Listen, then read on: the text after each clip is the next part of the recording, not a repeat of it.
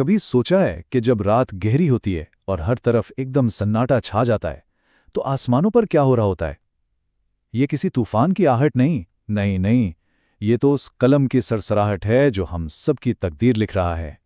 जी हाँ, जब हम अपनी दुनिया में मगन होते हैं या गहरी नींद सो रहे होते हैं तो ऊपर आसमानों पर बड़े बड़े फैसले लिखे जा रहे होते हैं।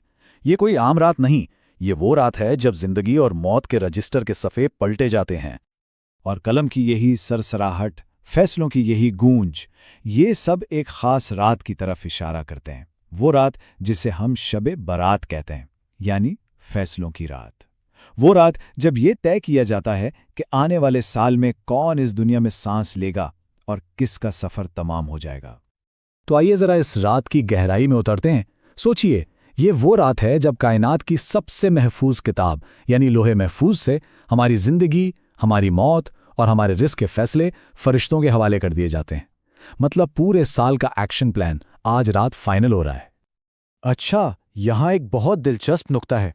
देखें, हमारी तकदीर तो पहले से ही लिखी जा चुकी है, ठीक है, लेकिन इस रात फरिश्तों को आने वाले साल के लिए वो एक्शन प्लान दिया जाता है। इसे यूं समझें कि ये कायनात की सालाना ड्यूटी लिस्ट है। किसको क्या देना है, किससे क्या लेना है, सब कुछ इसी रात सौंपा जाता है। और जो चीज़ इस रात को और भी ज़्यादा सोचने पर मजबूर करती है ना, वो है इन आसमानी फैसलों और हमारी अपनी दुनियावी मंसूबाबंदियों का फ़र्क। ये फ़र्क हैरानकुन है। आइए देखते हैं कैसे।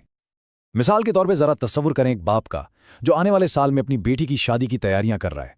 वो हॉल बुक करने का सोच रहा है, मेहमानों की लिस्ट बना रहा है, खुशियों के ख्वाब देख रहा है।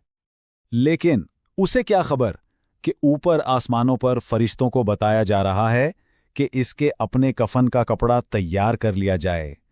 यही तो फ़र्क है हमारी गफलत और खुदाई फैसले का। या फिर इस ताजिर को ले लें जो अपनी मेज़ पर बैठा 10 साला बिजनेस प्लान बना रहा है, नए प्रोजेक्ट्स, बड़ी बड़ी डील्स, वो अपनी कामयाबी के नक्शे बना रहा है। लेकिन वो इस बात से बिल्कुल बेखबर है कि शायद आज रात उसके रिस्क का आखिरी दाना भी मुख्तस कर दिया गया है और उसकी ज़िंदगी का सफ़र इसी साल तमाम होने वाला है। और यही इस रात का सबसे बड़ा सबक है। एक तरफ हमारी बेखबरी और दूसरी तरफ खुदा का अटल फैसला। हम सब अपनी ज़िंदगी की शतरंज पर बड़े एतमाद से मोहरे सजा रहे होते हैं, जबकि तकदीर की एक चाल, सिर्फ एक चाल, पूरी बाजी पलट कर रख देती है। तो यहाँ आकर एक सवाल ज़हन में आता है, क्या इसका मतलब ये है कि हम बिल्कुल बेबस हैं?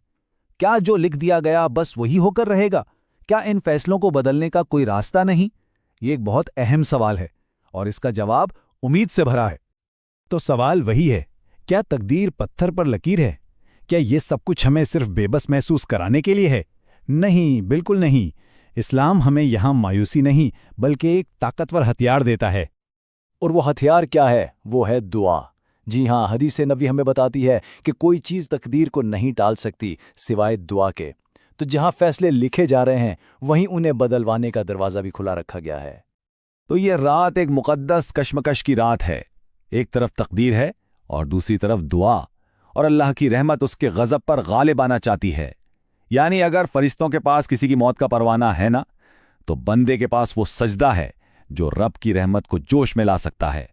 सच्ची तौबा की तपिश से पत्थर पर लिखी तकदीर भी पिघल सकती है।